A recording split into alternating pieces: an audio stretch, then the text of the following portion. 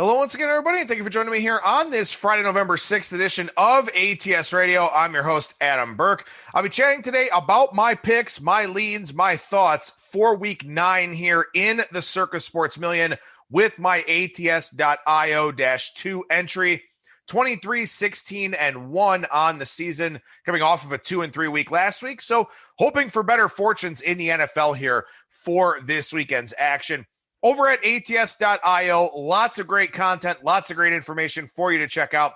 We got tons of game previews, picks, and predictions, game breakdowns, analysis from our very talented cast of writers.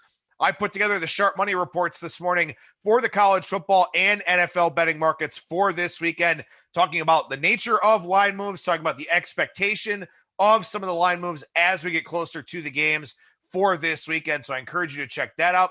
And of course, once again here, we got another long list of sportsbook promotions. Lots of great stuff going on for new and existing users over at PointsBet Sportsbook.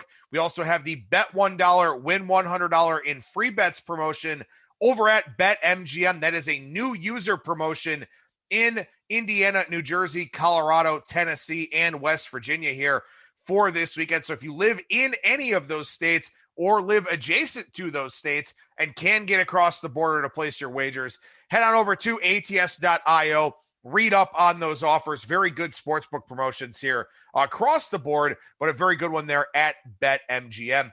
And of course, if you use the ATS app, which you can download in the Google Play Store, in the Apple Store, or over at ATS.io, you'll be able to read through the different articles that we have. We have article integration now inside of that app. That includes all of our picks and predictions, game breakdowns, featured content about top promotions. You can read my college football power ratings in there as well, which I'll have updated here on Sunday this weekend. But you can also track your bets. You can look at the odds screen, see what the odds are across the different legal U.S. sports books. You can look at stats. You can look at ATS standings. You can look at over-under standings. All kinds of great stuff there in that ATS app for you to check out. So again, the Google Play Store, the Apple Store, or over at ATS.io. And we very much encourage you to download that app and check it out. You'll have a lot of stuff at your fingertips with that ATS app.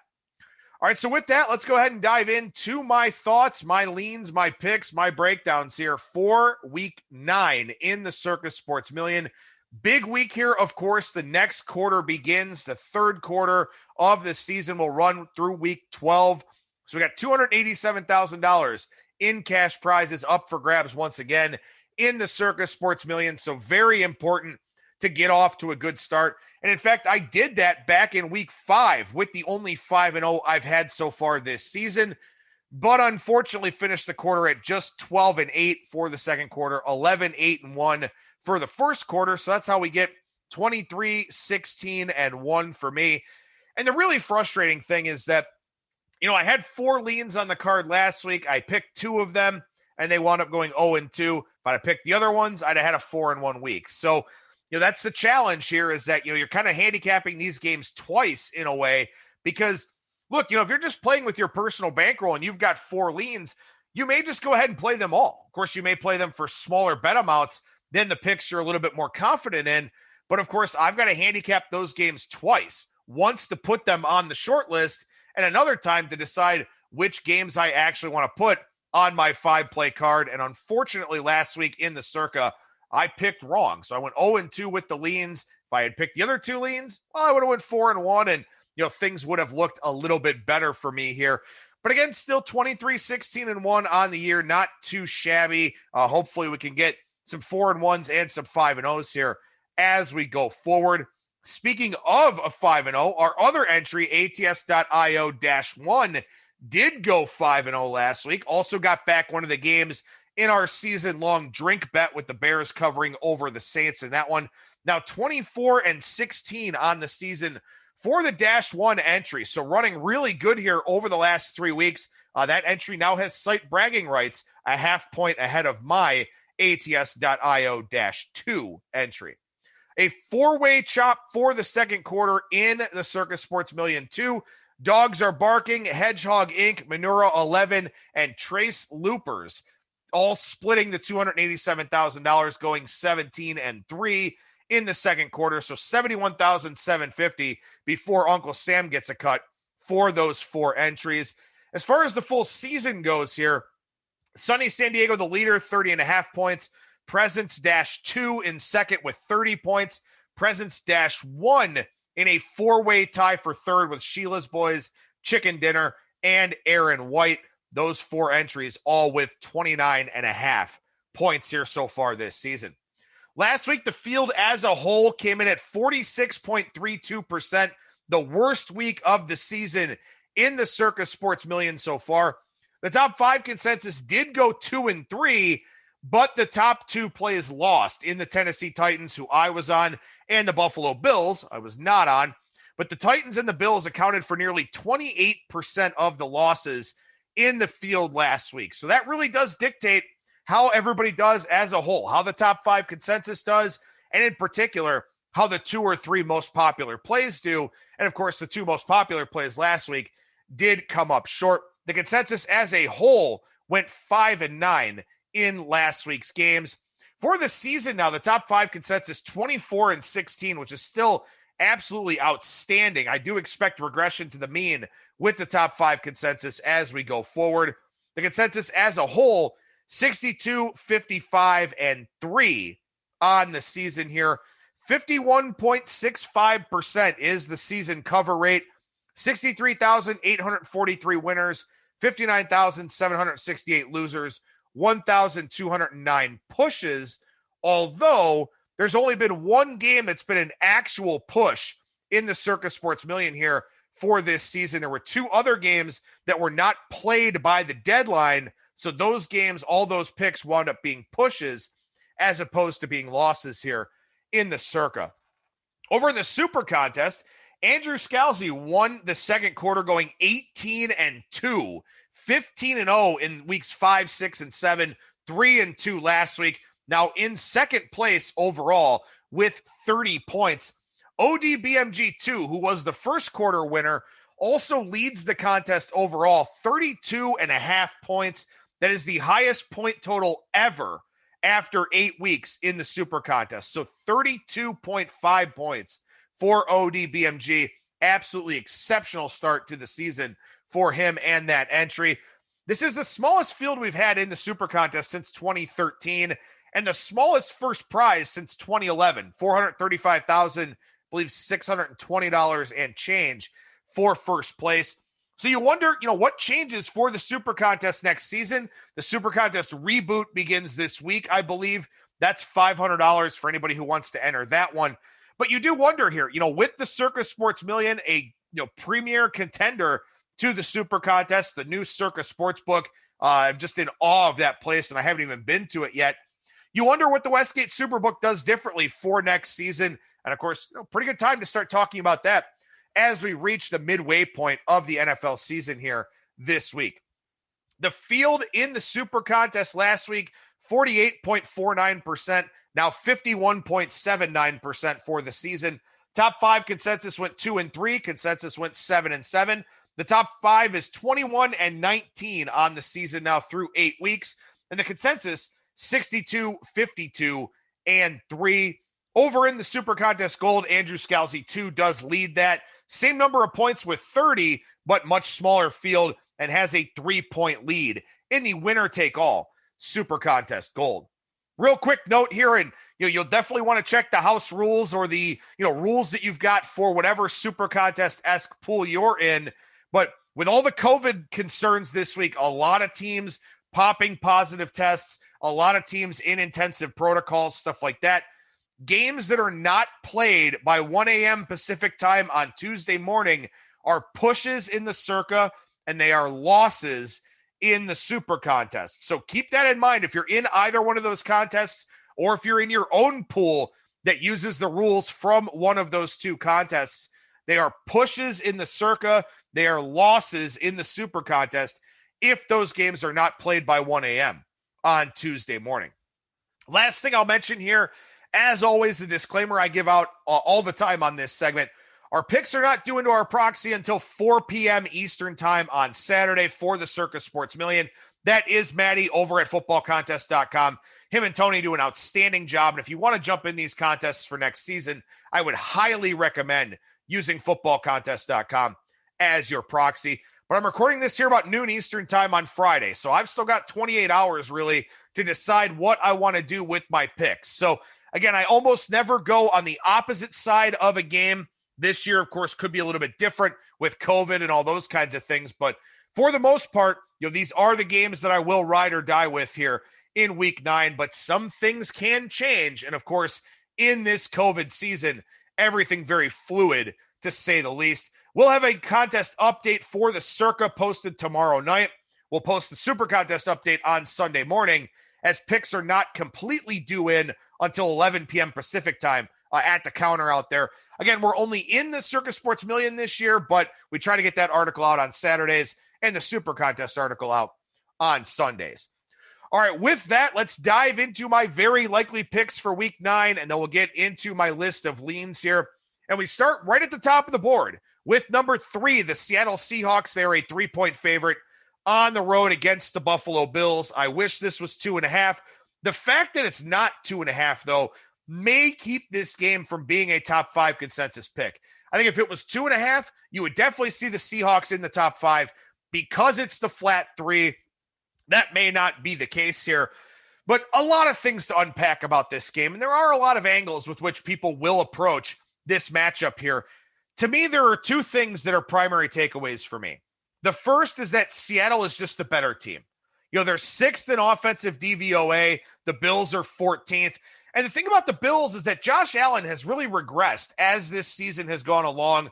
A lot of people that I respect in the betting community have pinpointed that as a thing, for the Buffalo Bills here, that Josh Allen has regressed as the season has gone along.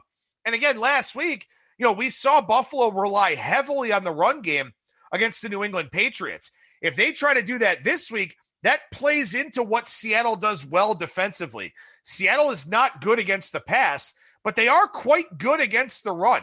And in fact, when you look at defensive DVOA, Seattle's actually better than Buffalo because of their strength with stopping the run. Buffalo does have the better pass defense, but it's Russell Wilson, man. I don't really worry that much about Russell Wilson. And in fact, I've been burned 3 times going against Russell Wilson so far this year. I'm 2-0 playing on Russ, and I'm going to play on Russ again here this week with the Seahawks. The second thing is that, I think a lot will be made here of this spot for Seattle. Seattle just got done beating San Francisco, and then next week they play the Los Angeles Rams in a massive game there in the NFC West. So I think people are going to look at this game and say, you know what? Seattle's in a flat spot. They're in a sandwich spot. They're going west to east. They've got the early kickoff, so on and so forth. To me, I think it's the opposite. I think Buffalo beating New England is a really big letdown spot for the Bills. And furthermore, I think that they probably got into some bad habits last week. First of all, they could have lost that game. But second of all, their offense has got to go through Josh Allen and the receivers. I don't think if they want to run the football, they're going to have tremendous success with it as we go forward here.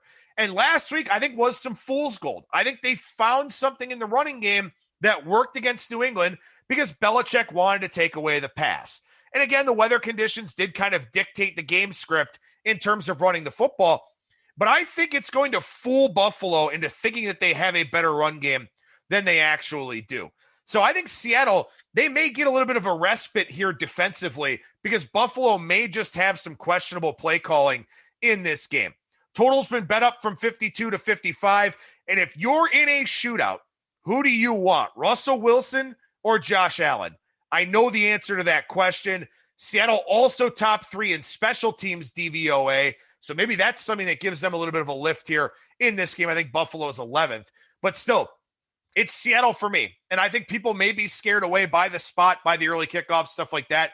But I've got probably the best quarterback in the NFL, and I got a very good head coach in Pete Carroll. I'm not going to worry about it. And furthermore, too, I don't think Seattle is one of those teams that falls into that trap of we've got to be balanced in this and that. They know it goes through Russ. They know they can beat Buffalo through the air. I think that's what they're going to look to do here in this one. So give me the Seahawks, number 3 in the Circa Million rotation order, -3 against the Buffalo Bills. Next up on the board here for me, a team I have backed a couple of times here, and I'm going to fade them this week. I'm going to fade the Denver Broncos. I like the Atlanta Falcons, number 5 in the Circa rotation order, -4 against the visiting Broncos here. And this Broncos pass defense has shown a lot of cracks. They have not been as good, I think, as a lot of people have expected, and they're starting to fall back a little bit in that department. You got Matt Ryan and that Falcons offense in the dome. I think that's beneficial for them. Also, this is the first road game for Denver since October 18th. And as we know, travel's kind of weird this year with COVID. A lot of these guys are creatures of habit. They're used to having their travel routines on the road, but everything's just so much different. You're kind of a prisoner in your hotel because you don't want to go out and possibly infect yourself or infect your teammates or anything like that. So I think being on the road is a little bit questionable when it's something you haven't done in a while. And I know that road teams are outscoring home teams so far in the NFL this year. So there is that. But I also think too here for Denver that, now they're going on the road where they don't have altitude on their side. And I don't know how much of a factor this is with regards to football. In baseball, it's a big deal. The opposite Coors Field effect where, pitches break a little bit differently and stuff like that.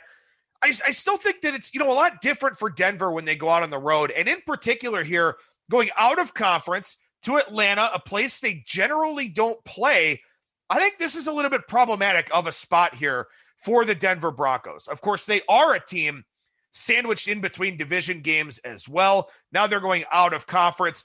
Yes, Seattle's doing it, but Seattle has Russ and Pete Carroll. The Broncos have Drew Lock and Vic Fangio. So, for the Broncos here, I don't really think that this is as good of a spot for them as it is for Seattle. I'm much more confident in the opportunities that Seattle has in that spot against Buffalo. But furthermore here, look, Drew Lock has major turnover issues, and the Broncos have had turnover issues this year that have impacted them in a lot of games. The Falcons have scored on nearly 49% of their possessions. The Broncos have scored on 34.1% of their possessions. So if the Falcons get extra possessions here, because they take decent care of the football, at least Matt Ryan does, and Drew Lock really doesn't, I think the Falcons are likely to win the turnover battle here, which means a lot more opportunities at points for them. And for whatever reason, and I know they really like Dan Quinn, they said all the right things about Dan Quinn after he was fired, there's just a different vibe here with Raheem Morris. And for whatever reason, it's worked for the Falcons. So I do like them here in this spot. Another angle that I'm looking at here is that the Broncos just in general are a slow starting team. They've only gained 4.73 yards per play in the first quarter, 5.4 yards per passing attempt. Now you add in the early kickoff here for Denver, and I just wonder if maybe they get off to such a slow start that they're playing catch up for a lot of this game. And I understand that's a very concerning development for the Falcons who have problems holding on to leads. But if I've got a team that I think is going to get the lead and play from in front, I'm going to take my chances with that team in a relatively low favorite role. So give me the Falcons here, -4, number 5 in the Circa Sports Million rotation order. Next up on the board here, number 14, the Carolina Panthers. They are +10.5 against the Kansas City Chiefs. And look, I like Carolina. I think Carolina is a quality team. I think they're a well-coached team by Matt Rule. I think they play really hard. I think they pay attention to the details because this is a team that a lot of people looked at coming into the season and said, man, there's no talent on this team. And the fact of the matter is that they're 3-3 without Christian McCaffrey, who's their most dynamic offensive player. Teddy Bridgewater's played really, really well. The defense has stepped up in spite of maybe not being the most talented unit. They play really, really hard. This is a team that's going to give you a max effort week in and week out. The Chiefs, I think, are in a big-time flat spot here. They've had, some different adversities to overcome. They got their bye week on deck. And I think to a degree, especially in a COVID-filled season where you're kind of hamstrung by what you can do most days, I think a bye week is kind of a welcomed break. So I do kind of think maybe there's a little bit of a look-ahead spot to the bye here for Kansas City. And furthermore, coming out of the bye, they play 4 of their next 5 games on the road. So I think this is a spot to me where this is kind of win and get out mode. Don't get anybody hurt. Get to the bye week, relax, re-energize, revitalize, then get ready to play 4 of the next 5 games on the road. And also, too, look, and you can point to this game, and I'm sure some people will. I'm sure some listeners will think about this. Yeah, I took Denver 2 weeks ago against Kansas City. Keep in mind, I thought that was a bad spot for Kansas City, too. And in fact, they were held to under 300 yards in that game. The difference was Denver turned it over 4 times. Kansas City had a special teams touchdown. Drew Lock just played terrible in that game. I don't think Teddy Bridgewater does that here. The Panthers have taken care of the football all season long. And with McCaffrey likely coming back, again, it hasn't been fully announced yet, but it probably will be on Saturday. The Chiefs' rush defense ranks 28th in DVOA. You know the Panthers want to get McCaffrey back into the fold. As I said, I thought, maybe a couple of weeks ago that I would fade the Panthers getting McCaffrey back, but this is a decent matchup with which to use McCaffrey. You consume clock. You keep the ball away from Kansas City. And again, as long as you play the field position game and give yourself a chance, forcing Mahomes and company to drive long distances down the field, getting 10.5, I don't think it's a bad spot. So give me the Panthers here, plus 10.5 against the heavily favored Chiefs, number 14 in the Circa Sports Million rotation order. So the 3 very likely picks for me here, Seahawks -3, Falcons -4, Panthers plus 10.5. Now, as far as the leans go for this week, we'll start with number 9, the Minnesota Vikings, who are 4.5-point favorite against the Detroit Lions. The fact of the matter is, I leaned this way at 4 anyway before the Matt Stafford COVID protocols kicked in and he was isolated from the team and all of that. Look, maybe the Lions just aren't very good. Stafford doesn't look great. He looks kind of uncomfortable in the pocket, doesn't have a ton of weapons to work with. I don't know why, but the Lions are still giving carries to Adrian Peterson. Offensively, this is just not a very good unit. 3rd road game in 4 weeks, and the defense is starting to trend down once again. Now, I understand it's hard to lay numbers with the Vikings. Their defense has not been good on the whole for this season. Laying numbers with the Vikings means you have to trust Kirk Cousins to take care of the football, and all of these things are worrisome, without a doubt. However, the Lions get no pressure. They're 29th in pressure percentage, 23rd in hurry percentage. They don't blitz a whole lot. They don't force turnovers. I don't see how they stop Minnesota's offense in this game. Dalvin Cook looked healthy off the bye, had the Al Bundy last week with 4 touchdowns. We know Cousins, when he has time to throw and when he's not on the road, can be effective. And he'll have time to throw, and he's at home here in this game. One of the big differences, I think, here is 3rd down. The Lions are terrible in 3rd down defense. The Vikings, for all of their warts, for all of their problems, for all of their issues on defense, they are still top 5 in 3rd down percentage against. Mike Zimmer dials up the right plays on 3rd down. This is a familiar division opponent. I think that's something that should help him.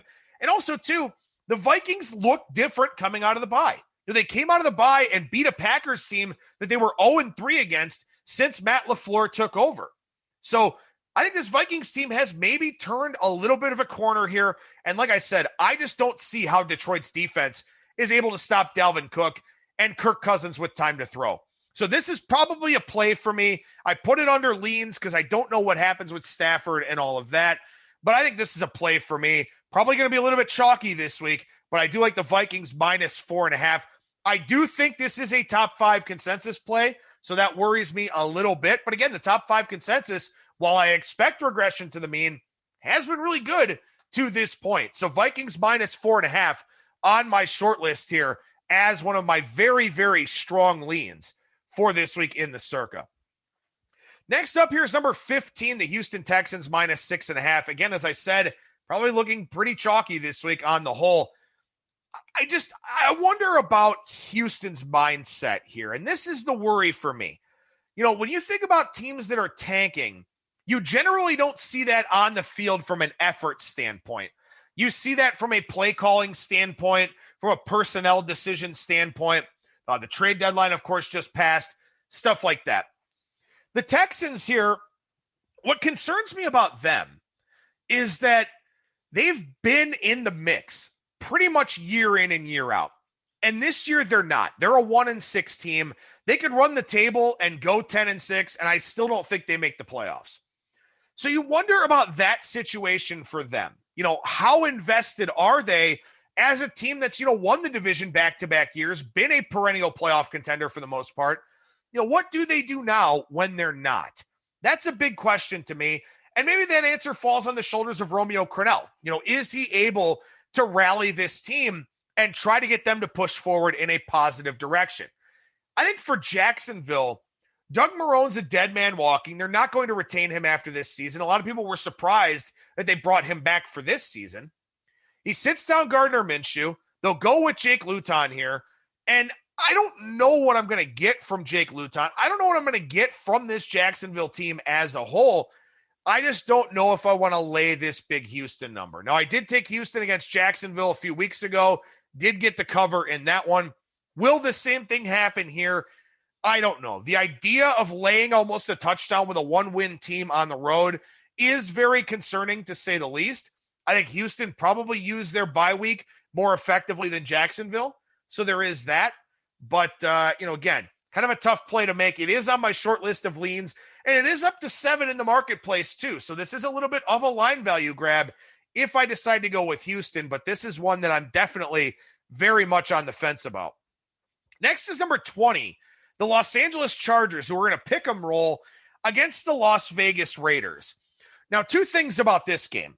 The first is the Chargers have the better defense, and it's a much better defense at that if you look at DVOA. They are just the better defense. They're better in yards per play. They're just better in so many areas. They get, generally decent pressure with their front four, gives them the chance to play a little bit more back in coverage. The second thing is that the total on this game has come down. And when you think about these two teams, and in particular, when you think about what the Chargers have done defensively the last few weeks, giving up quite a few points, the idea of this total moving down is rather significant to me. I think if we're looking for a lower scoring expectation, that would help the team with the better defense. That team is the Los Angeles Chargers. And offensively, they've been much better with Justin Herbert at the helm. They've done some better things with early down play calling, stuff like that. I kind of like the Chargers in this spot. The Raiders have dealt with a lot here lately. Looks like Trent Brown, another COVID test situation for him. Back-to-back roadies for the Raiders, albeit a much shorter trip coming back from, going to Los Angeles as opposed to coming back from Cleveland.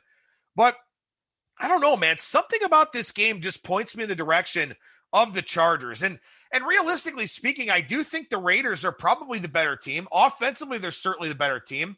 They score on a higher percentage of their possessions. They're top 3 in third down conversion rate this year. But something about this game and something about this expectation of a lower scoring matchup points me towards the Chargers here. So Chargers at a pick'em on my short list here for week 9. Finally here, a little bit of a drink to catch my breath wrapping up this show. Number 22, the Dallas Cowboys, plus 13.5. I wish it was 14, but look, this is a simple handicap here. Do the Cowboys have any pride whatsoever? Because if they do, they're getting 13.5 in a game total around 42. The Steelers are in a horrendous spot. They're off the win over the Ravens. They beat the Titans to stay unbeaten a couple of weeks prior. They've played some close emotional games. They played some division games. They have a division game on deck. I isolated this spot coming into week 8, and I said, if Pittsburgh wins this game against Baltimore, we got to bet against them with Dallas, right? Now that time is here, and I don't know. I don't know if it's Cooper Rush. I don't know if it's Garrett Gilbert. I don't know if it matters either way, but if there's any pride with this Dallas team, they should keep this game close. I don't know if they do. I don't know if I can take it. I don't know if I can take it at 13.5 when it should be 14. I don't know, but and look, it's Cowboys or nothing. That's really all there is to it to me about that game. So I don't know if I can do it, but I'm not in love with the 3 of my leans that aren't the Vikings. And Vikings minus 4.5, probably going to be a play with Panthers plus 10.5, Falcons minus 4, and Seahawks minus 3. I may force myself to take Dallas. It's probably between Dallas or the Chargers right now. And of course, we'll see what happens with injury reports and COVID and stuff like that going into Saturday, and if there are any big line grabs to be had. But, it's tough. There are 3.5 games I really like here.